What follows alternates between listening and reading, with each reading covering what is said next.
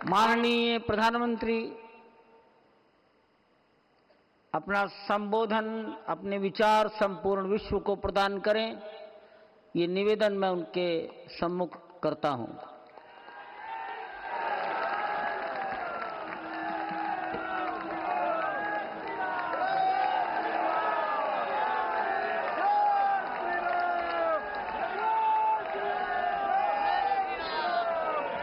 सियावर रामचंद्र की, सियावर रामचंद्र की जय सिया राम। उत्तर प्रदेश की राज्यपाल आनंदीबेन पटेल, राष्ट्रीय स्वयंसेवक संघ के परम पूजनीय सरसंघ चालक डॉक्टर मोहन भागवत जी, उत्तर प्रदेश के मुख्यमंत्री योगी आदित्यनाथ जी, श्री राम जन्मभूमि तीर्थ क्षेत्र ट्रस्ट के अध्यक्ष पूज्य महंत नृत्य गोपाल दास जी, पूज्य संत समाज, यहां पधारे सभी भक्तगण, देश और दुनिया से इस ऐतिहासिक पल के साक्षी बन रहे कोटि कोटि राम भक्त, देवी और सज्जनों, आज अयोध्या नगरी भारत की सांस्कृतिक चेतना के एक और उत्कर्ष बिंदु की साक्षी बन रही है। आज संपूर्ण भारत, संपूर्ण विश्व राममय है।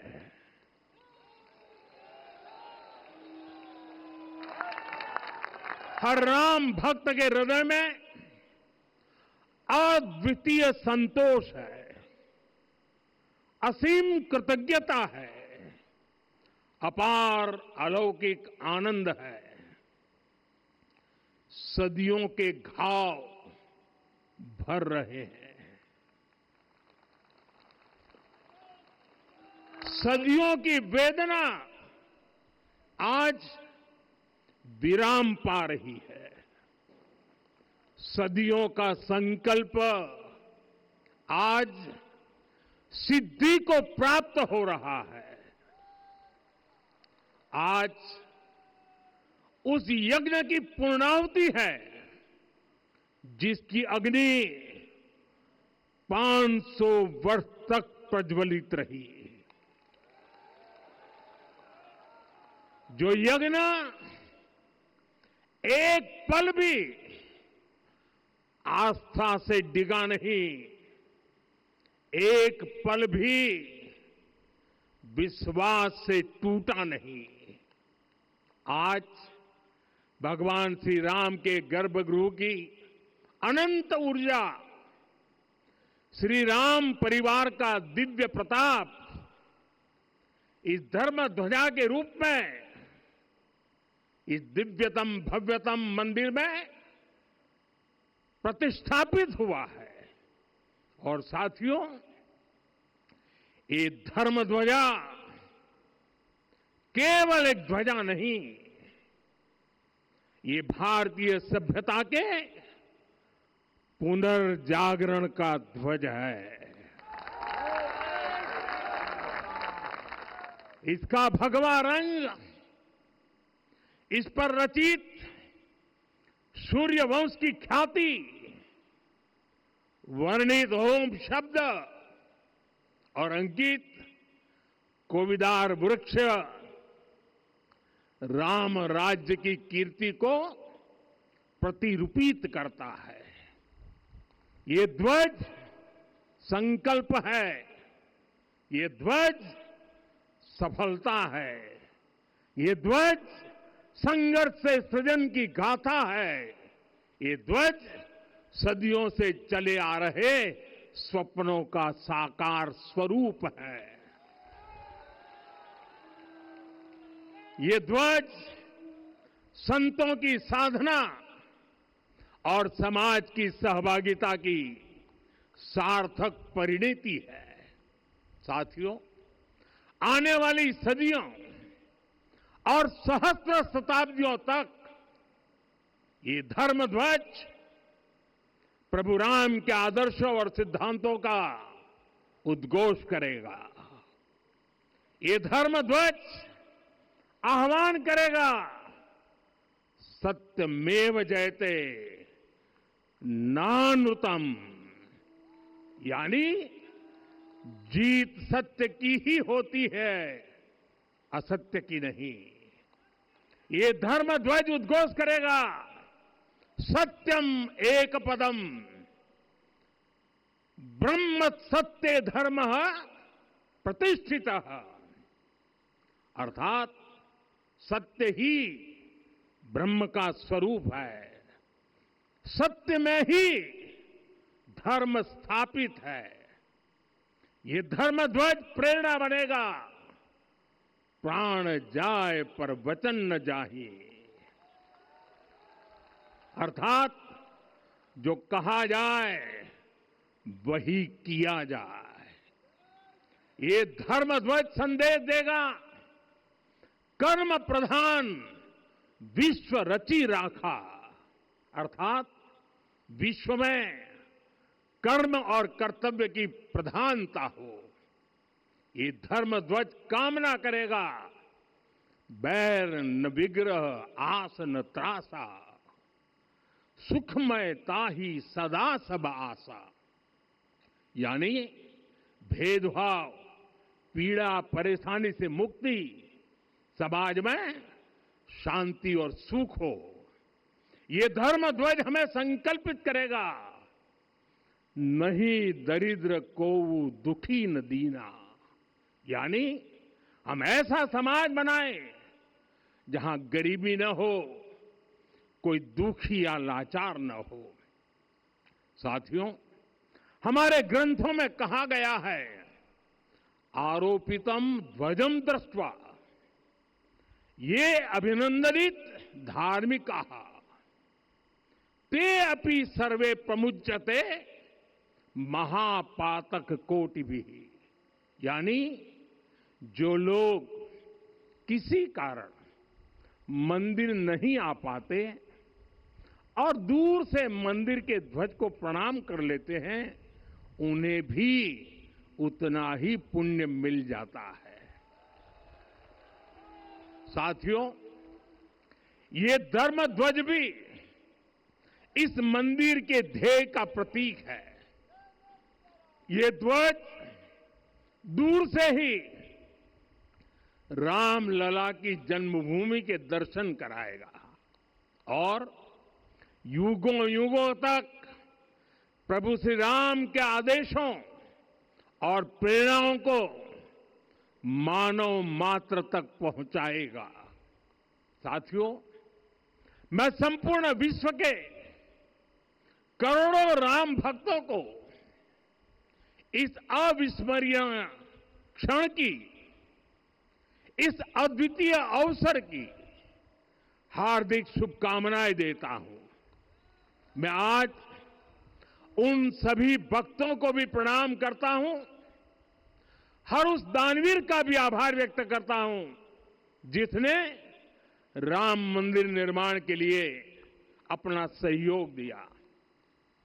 मैं राम मंदिर के निर्माण से जुड़े हर श्रमवीर, हर कारीगर, हर योजनाकार, हर वास्तुकार, सभी का अभिनंदन करता हूं। साथियों, अयोध्या वह भूमि है जहां आदर्श आचरण में बदलते हैं। यही वह नगरी है जहां श्री श्री राम ने अपना जीवन पथ शुरू किया था।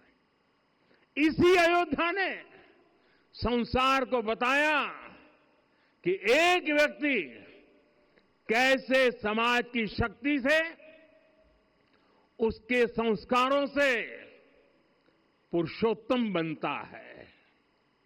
जब श्री राम अयोध्या से वनवास को गए तो वे युवराज राम थे, लेकिन जब लौटे तो मर्यादा पुरुषोत्तम बनकर के आए और उनके मर्यादा पुरुषोत्तम बनने में महर्षि वशिष्ठ का ज्ञान, महर्षि विश्वामित्र की दीक्षा, महर्षि अगस्त्य का मार्गदर्शन, निषाद राज की मित्रता, मां शबरी की ममता, भक्त हनुमान का समर्पण, इन सब की अनगिनत ऐसे लोगों की महत्वपूर्ण भूमिका रही है। साथियों, विकसित भारत बनाने के लिए भी समाज की इसी सामूहिक शक्ति की आवश्यकता है।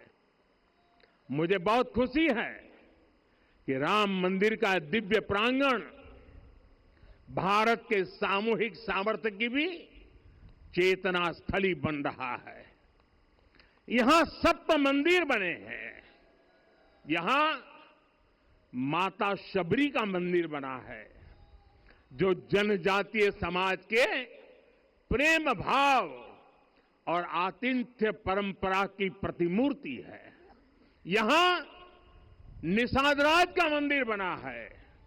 ये उस मित्रता का साक्षी है जो साधन नहीं, साध्य को, उसकी भावना को पूजती है। यहां एक ही स्थान पर माता अहिल्या है, महर्षि वाल्मीकि है, महर्षि वशिष्ठ है, महर्षि विश्वामित्र है, महर्षि अगस्त्य है और संत तुलसीदास है। रामलला के साथ साथ इन सभी ऋषियों के दर्शन भी यहीं पर होते हैं। यहां जटायु जी और गिलहरी की मूर्तियां भी है, जो बड़े संकल्पों की सिद्धि के लिए हर छोटे से छोटे प्रयास के महत्व को दिखाती है। मैं आज हर देशवासी से कहूंगा कि वो जब भी राम मंदिर आए तो सप्त मंदिर के दर्शन भी अवश्य करें। ये मंदिर हमारी आस्था के साथ साथ मित्रता, कर्तव्य और सामाजिक सद्भाव के मूल्यों को भी शक्ति देते हैं। साथियों, हम सब जानते हैं, हमारे राम भेद से नहीं, भाव से जुड़ते हैं। उनके लिए व्यक्ति का कुल नहीं, उसकी भक्ति महत्वपूर्ण है। उन्हें वंश नहीं, मूल्य प्रिय है। उन्हें शक्ति नहीं, सहयोग महान लगता है। आज हम भी उसी भावना से आगे बढ़ रहे हैं। पिछले 11 वर्षों में महिला, दलित, पिछड़े, अति पिछड़े, आदिवासी, वंचित, किसान, श्रमिक, युवा, हर वर्ग को विकास के केंद्र में रखा गया है। जब देश का हर व्यक्ति, हर वर्ग, हर क्षेत्र सशक्त होगा, तब संकल्प की सिद्धि में सबका प्रयास लगेगा और सबके प्रयास से ही 2047 जब देश आजादी के 100 साल मनाएगा, हमें 2047 तक विकसित भारत का निर्माण करना ही होगा। साथियों, रामलला की प्राण प्रतिष्ठा के ऐतिहासिक अवसर पर मैंने राम से राष्ट्र के संकल्प की चर्चा की थी। मैंने कहा था कि हमें आने वाले 1000 वर्षों के लिए भारत की नींव मजबूत करनी है। हमें याद रखना है, जो सिर्फ वर्तमान का सोचते हैं वो आने वाली पीढ़ियों के साथ अन्याय करते हैं। हमें वर्तमान के साथ साथ भावी पीढ़ियों के बारे में भी सोचना है, क्योंकि हम जब नहीं थे ये देश तब भी था, जब हम नहीं रहेंगे ये देश तब भी रहेगा। हम एक जीवंत समाज है, हमें दूरदृष्टि के साथ ही काम करना होगा। हमें आने वाले दशकों, आने वाली सदियों को ध्यान में रखना ही होगा। और साथियों, इसके लिए भी हमें प्रभु राम से सीखना होगा। हमें उनके व्यक्तित्व को समझना होगा। हमें उनके व्यवहार को आत्मसात करना होगा। हमें याद रखना होगा, राम यानी आदर्श, राम यानी मर्यादा, राम यानी जीवन का सर्वोच्च चरित्र, राम यानी सत्य और पराक्रम का संगम। दिव्य गुणे शक्र समो रामः सत्य पराक्रमः। राम यानी धर्म पथ पर चलने वाला व्यक्तित्व। रामः सत्पुरुषो लोके सत्यः सत्यपरायणः। राम यानी जनता के सुख को सर्वोपरि रखना, प्रजा सुखत्वे चंद्रस्य। राम यानी धर्म और क्षमा का दरिया। वसुधाया क्षमा गुणे है। राम यानी ज्ञान और विवेक की पराकाष्ठा। बुद्धया बृहस्पते तुल्य। राम यानी कोमलता में दृढ़ता। मृदु पूर्वज भाषते। राम यानी कृतज्ञता का सर्वोच्च उदाहरण। कदाचन नोपकारेण कृति नैकेन तुष्यति। राम यानी श्रेष्ठ संगति का चयन। शीला वृद्धे ज्ञान वृद्धे वयोवृद्धे च सज्जने। राम यानी विनम्रता में महाबल। वीर्यवान च वीर्यण महता स्वेन विस्मितः। राम यानी सत्य का अडिग संकल्प। न च अनुत्र कथो विद्वान। राम यानी जागरूक, अनुशासित और निष्कपट मन। निस्तिंद्र अपम्रत च स्वदोष परदोषवित। साथियों, राम सिर्फ एक व्यक्ति नहीं, राम एक मूल्य है, एक मर्यादा है, एक दिशा है। अगर भारत को साल 2047 तक विकसित बनाना है, अगर समाज को सामर्थ्यवान बनाना है, तो हमें अपने भीतर राम को जगाना होगा। हमें अपने भीतर के राम की प्राण प्रतिष्ठा करनी होगी। और इस संकल्प के लिए आज से बेहतर दिन और क्या हो सकता है। साथियों, 25 नवंबर का यह ऐतिहासिक दिन अपनी विरासत पर गर्व का एक और अद्भुत क्षण लेकर आया है। इसकी वजह है धर्म ध्वजा पर अंकित कोविदार वृक्ष। ये कोविदार वृक्ष इस बात का उदाहरण है कि जब हम अपनी जड़ों से कट जाते हैं तो हमारा वैभव इतिहास के पन्नों में दब जाता है। साथियों, जब भरत अपनी सेना के साथ चित्रकूट पहुंचे तो लक्ष्मण ने दूर से ही अयोध्या की सेना को पहचान लिया। ये कैसे हुआ, इसका वर्णन वाल्मीकि जी ने किया है। और वाल्मीकि जी ने क्या वर्णन किया है? उन्होंने कहा है, विराजित उद्गत स्कंधम कोविदार ध्वज रथे।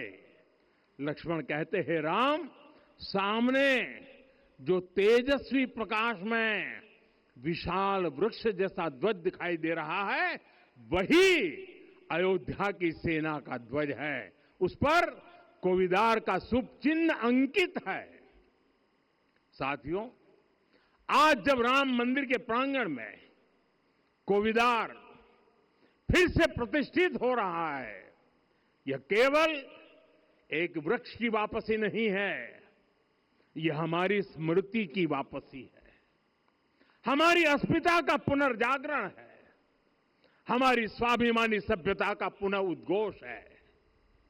कोविदार वृक्ष हमें याद दिलाता है कि जब हम अपनी पहचान भूलते हैं तो हम स्वयं को खो देते हैं, और जब पहचान लौटती है तो राष्ट्र का आत्मविश्वास भी लौट आता है। और इसलिए मैं कहता हूं, देश को आगे बढ़ना है तो अपनी विरासत पर गर्व करना होगा। साथियों, अपनी विरासत पर गर्व के साथ साथ एक और बात भी महत्वपूर्ण है, और वो है गुलामी की मानसिकता से पूरी तरह मुक्ति। आज से 190 साल पहले 190 साल पहले साल 1835 में 1835 में मैकाले नाम के एक अंग्रेज ने भारत को अपनी जड़ों से उखाड़ने के बीज बोए थे। मैकाले ने भारत में मानसिक गुलामी की नींव रखी थी। 10 साल बाद यानी 2035 में उस अपवित्र घटना को 200 वर्ष पूरे हो रहे हैं। कुछ दिन पहले मैंने एक कार्यक्रम में आग्रह किया था कि हमें आने वाले 10 वर्षों तक उस 10 वर्षों का लक्ष्य लेकर चलना है कि भारत को गुलामी की मानसिकता से मुक्त करके रहेंगे। साथियों, सबसे बड़ा दुर्भाग्य यह है कि मैकाले ने जो कुछ सोचा था उसका प्रभाव कहीं व्यापक हुआ। हमें आजादी मिली, लेकिन हीन भावना से मुक्ति नहीं मिली। हमारे यहां एक विकार आ गया कि विदेश की हर चीज, हर व्यवस्था अच्छी है और जो हमारी अपनी चीजें हैं उनमें खोट ही खोट है। साथियों, गुलामी की यही मानसिकता है जिसने लगातार यह स्थापित किया। हमने विदेशों से लोकतंत्र लिया। कहा गया कि हमारा संविधान भी विदेश से प्रेरित है, जबकि सच ये है कि भारत लोकतंत्र की जननी है, मदर ऑफ डेमोक्रेसी है। लोकतंत्र हमारे डीएनए में है। साथियों, अगर आप तमिलनाडु जाएंगे तो तमिलनाडु के उत्तरी हिस्से में उत्तीर मेरूर गांव है। वहां हजारों वर्ष पहले का एक शिलालेख है। उसमें बताया गया है कि उस कालखंड में भी कैसे लोकतांत्रिक तरीके से शासन व्यवस्था चलती थी, लोग कैसे सरकार चुनते थे। लेकिन हमारे यहां तो मैग्ना कार्टा की प्रशंसा का ही चलन रहा। हमारे यहां भगवान बसवन्ना, उनके अनुभव मंटपा की जानकारी भी सीमित रखी गई। अनुभव मंटपा यानी जहां सामाजिक, धार्मिक और आर्थिक विषयों पर सार्वजनिक बहस होती थी, जहां सामूहिक सहमति से निर्णय लिए जाते थे। लेकिन गुलामी की मानसिकता के कारण इस भारत की कितनी ही पीढ़ियों को इस जानकारी से भी वंचित रखा गया। साथियों, हमारी व्यवस्था के हर कोने में गुलामी की इस मानसिकता ने डेरा डाला हुआ था। अब याद करिए, भारतीय नौसेना का ध्वज सदियों तक उस ध्वज पर ऐसे प्रतीक बने रहे जिनका हमारी सभ्यता, हमारी शक्ति, हमारी विरासत से कोई संबंध नहीं था। अब हमने नौसेना के ध्वज से गुलामी के हर प्रतीक को हटाया है। हमने छत्रपति शिवाजी महाराज की विरासत को स्थापित किया है। और ये सिर्फ एक डिजाइन में बदलाव नहीं हुआ, ये मानसिकता बदलने का क्षण था। ये वो घोषणा थी कि भारत अब अपनी शक्ति अपने प्रतीकों से परिभाषित करेगा, न कि किसी और की विरासत से। और साथियों, यही परिवर्तन आज अयोध्या में भी दिख रहा है। साथियों, ये गुलामी की मानसिकता ही है जिसने इतने वर्षों तक रामत्व को नकारा है।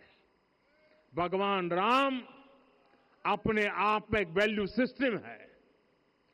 ओरछा के राजा राम से लेकर रामेश्वरम के भक्त राम तक और शबरी के प्रभु राम से लेकर मिथिला के पाहुन राम जी तक भारत के हर घर में, हर भारतीय के मन में और भारतवर्ष के हर कण कण में राम है। लेकिन गुलामी की मानसिकता इतनी हावी हो गई कि प्रभु राम को भी काल्पनिक घोषित किया जाने लगा। साथियों, अगर हम ठान लें अगले 10 साल में मानसिक गुलामी से पूरी तरह मुक्ति पा लेंगे, और तब जाकर के ऐसी ज्वाला प्रज्वलित होगी, ऐसा आत्मविश्वास बढ़ेगा कि 2047 तक विकसित भारत का सपना पूरा होने से भारत को कोई रोक नहीं पाएगा। आने वाले 1000 वर्ष के लिए भारत की नींव तभी सशक्त होगी जब मैकाले की गुलामी के प्रोजेक्ट को हम अगले 10 साल में पूरी तरह ध्वस्त करके दिखा देंगे। साथियों, अयोध्या धाम में रामलला का मंदिर परिसर भव्य से भव्यतम हो रहा है और साथ ही अयोध्या को संवारने का काम लगातार जारी है। आज अयोध्या फिर से वह नगरी बन रही है जो दुनिया के लिए उदाहरण बनेगी। त्रेता युग की अयोध्या ने मानवता को नीति दी। 21वीं सदी की अयोध्या मानवता को विकास का नया मॉडल दे रही है। तब अयोध्या मर्यादा का केंद्र थी, अब अयोध्या विकसित भारत का मेरुदंड बनकर उभर रही है। साथियों, भविष्य की अयोध्या में पौराणिकता और नूतनता का संगम होगा। सरयू जी की अमृत धारा और विकास की धारा एक साथ बहेगी। यहां आध्यात्म और आर्टिफिशियल इंटेलिजेंस दोनों का तालमेल दिखेगा। राम पथ, भक्ति पथ और जन्मभूमि पथ से नई अयोध्या के दर्शन होते हैं। अयोध्या में भव्य एयरपोर्ट है। अयोध्या में आज शानदार रेलवे स्टेशन है। वंदे भारत और अमृत भारत एक्सप्रेस जैसी ट्रेनें अयोध्या को बाकी देश से जोड़ रही हैं। अयोध्या वासियों को सुविधाएं मिले, उनके जीवन में समृद्धि आए, इसके लिए निरंतर काम चल रहा है। साथियों, जब से प्राण प्रतिष्ठा हुई है तब से लेकर आज तक करीब करीब 45 करोड़ श्रद्धालु यहां दर्शन के लिए आ चुके हैं। ये वो पवित्र भूमि है जहां 45 करोड़ लोगों के चरण रज पड़े हैं और इससे अयोध्या और आसपास के लोगों की आय में आर्थिक परिवर्तन आया है, वृद्धि हुई है।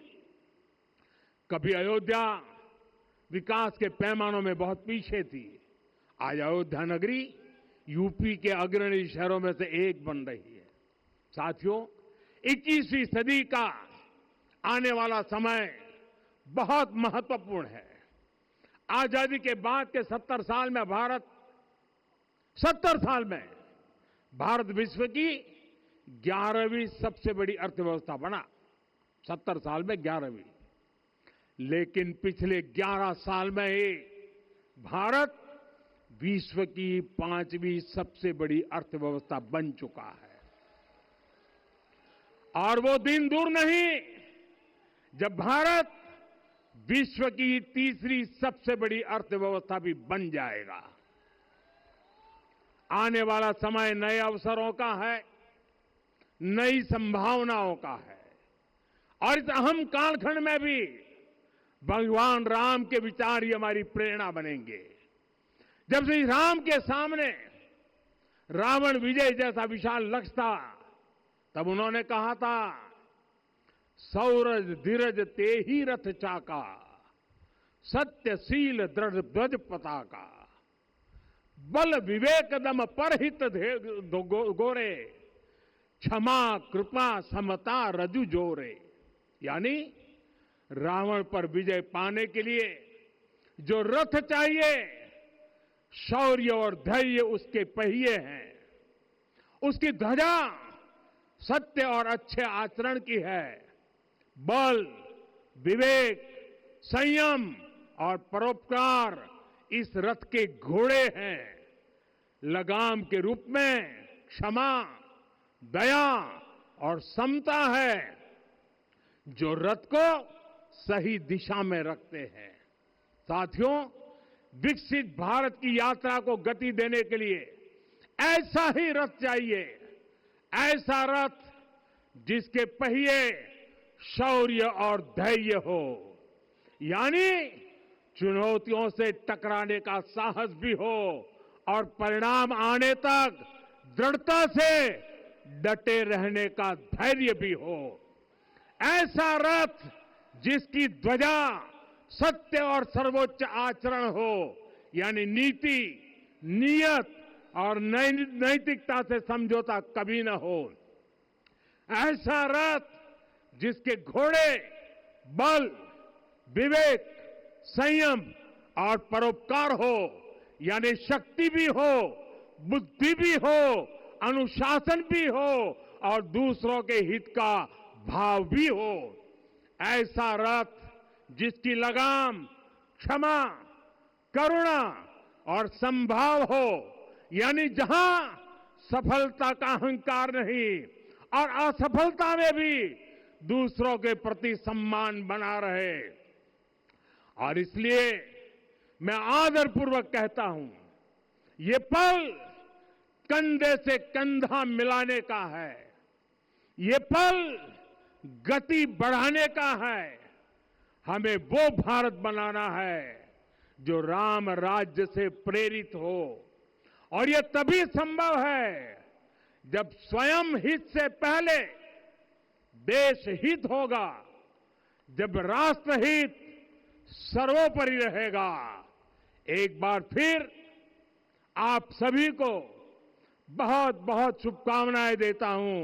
जय सिया राम, जय सिया राम, जय सिया राम।